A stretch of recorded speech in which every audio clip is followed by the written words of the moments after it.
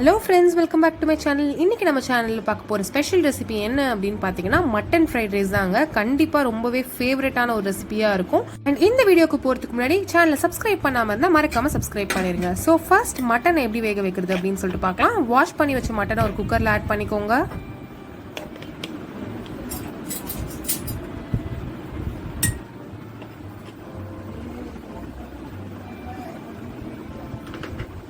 இப்போ இதுல இஞ்சி பூண்டு விழுது சேர்த்துக்கோங்க.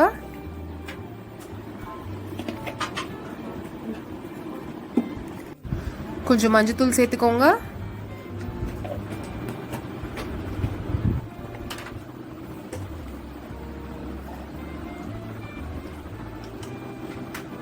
கொஞ்சம் பெப்பர் சேர்த்துக்கோங்க. இப்போ இதோட நான் 1/2 கிளாஸ் தண்ணி ஊற்றி வேக வைக்க போறேன். நல்லா மிக்ஸ் பண்ணி விட்டுக்கோங்க.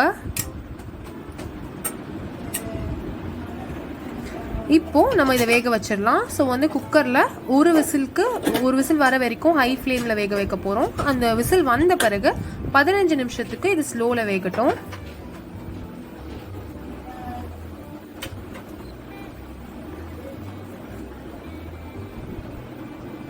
ஸோ பாருங்க வெந்துடுச்சு. இப்போ இதை நம்ம ஓப்பன் பண்ணி பார்க்கலாம்.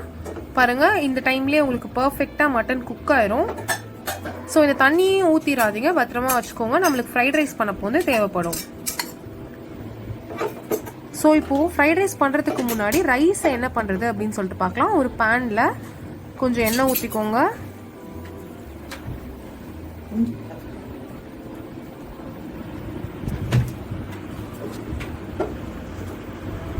இதில் நான் 1 கப் கழுவின பாஸ்மதி அரிசி சேர்த்துக்க போகிறேன். இதை நம்ம இப்போ நல்லா ஃப்ரை பண்ண போகிறோம். 5 நிமிஷத்துக்கு ஃப்ரை பண்ணணும். ஸோ இந்த 5 நிமிஷம் ஃப்ரை ஆகிற டைமில் 2 கப் தண்ணியை சைடில் கொதிக்க வச்சுருவோம். நம்ம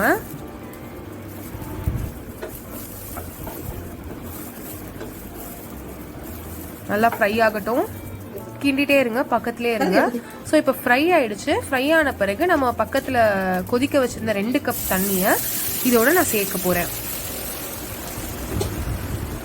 1 கப் ரைஸுக்கு நான் 2 கப் தண்ணி அந்த அளவில் சேர்த்துருக்கேன். ஸோ நீங்கள் எவ்வளோ கப் ரைஸ் போடுறீங்களோ அதுக்கு டபுளாக தண்ணி பாயில் பண்ணி அதில் சேர்த்துக்கணும். இப்போ இது நல்லா வத்தட்டும். இந்த தண்ணி வத்துற வரைக்கும் தான் நம்ம ஹை ஃப்ளேமில் வைக்க போகிறோம். வத்தின பிறகு இதை மூடிட்டு 5 நிமிஷத்துக்கு ஸ்லோ ஃப்ளேமில் வைக்க போகிறோம். அப்புறம் ஸ்டவ்வை ஆஃப் பண்ணிடலாம். ஆஃப் பண்ண பிறகு பார்த்தீங்க அப்படின்னா ரைஸ் இந்த மாதிரி உதிரியாக வெந்து கிடச்சிருக்கும் உங்களுக்கு. இப்போ நம்ம ஃப்ரைட் ரைஸ் பண்ணுறது எப்படின்னு பார்க்கலாம். ஒரு கடாயை எடுத்துக்கோங்க. கடாயில் எண்ணெய் ஊற்றிக்கோங்க.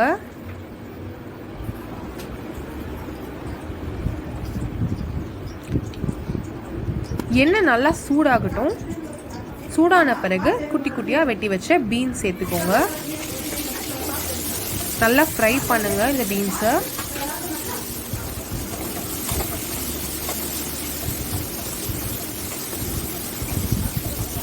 இது நல்லா ஃப்ரை ஆகி வந்த பிறகு சோயா சாஸ் 1 டேபிள் ஸ்பூன் அளவுக்கு சோயா சாஸ் ஆட் பண்ணிக்கோங்க. இது கொஞ்ச நேரம் நல்லா ஃப்ரை ஆகட்டும். ஆன பிறகு நம்ம மட்டன் வேக வச்சு தண்ணி எடுத்து வச்சிருந்தோம்ல அதையும் சேர்த்து ஆட் பண்ணிக்கோங்க. இப்போ இது நல்லா கொதிச்சு வத்தட்டும். இந்த தண்ணி நல்லா வத்தணும்.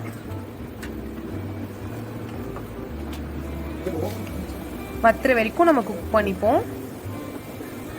பாருங்க நல்லா வத்திடுச்சு. வத்தின பிறகு நம்ம வெட்டி வச்சு கேரட்டை சேர்க்கிறோம்.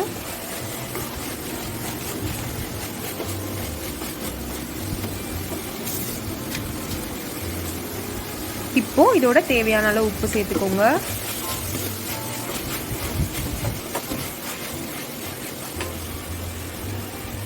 இப்போ உங்களுக்கு தேவையான அளவுக்கு டொமேட்டோ சாஸ் சேர்த்துக்கோங்க.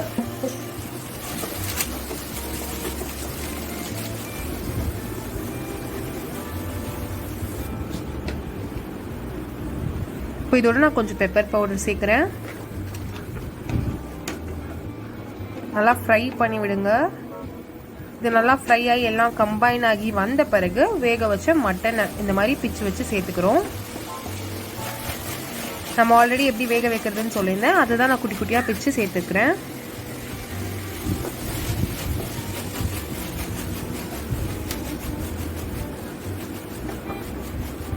பாருங்கள், இது நல்லா ஃப்ரை ஆன பிறகு தண்ணி ஈரப்பதம் எதுவுமே மோஸ்ட்டாக இருக்கக்கூடாது.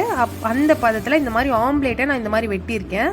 இந்த மாதிரி ஸ்லைஸாக வெட்டின ஆம்லேட்டை இதோட சேர்த்துக்கலாம். நம்ம நீங்கள் ஆம்லேட்டை ரோல் பண்ணி இந்த மாதிரி வெட்டணும்.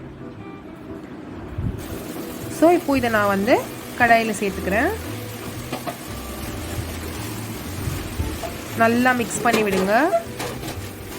ஏன்னா நம்ம ஆல்ரெடி சேர்த்த மசாலாஸ்லாம் வந்து இந்த ஆம்லேட்டோடையும் சேரணும்.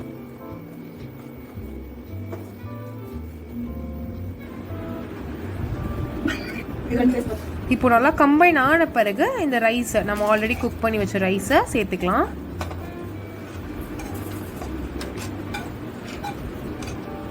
இப்போ சேர்த்துட்டு இதை நம்ம கம்பைன் பண்ணுறதுக்கு ரொம்ப கேர்ஃபுல்லாக நீங்கள் இதை வந்து கலரணும். ஏன்னா வந்து ரொம்பவே கலரிட்டிங்க அப்படின்னா அந்த ரைஸ் பிரேக் ஆயிரும்.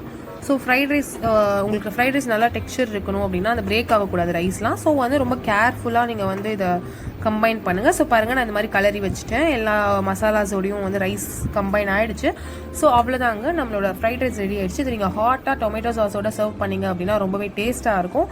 அண்ட் இந்த ரெசிபிக்கான ஃபீட்பேக்கை மறக்காமல் ஷேர் பண்ணுங்கள். அப்படி சேனலை சப்ஸ்கிரைப் பண்ணாமல் இருந்தாலும் மறக்காமல் சப்ஸ்கிரைப் பண்ணிடுங்க.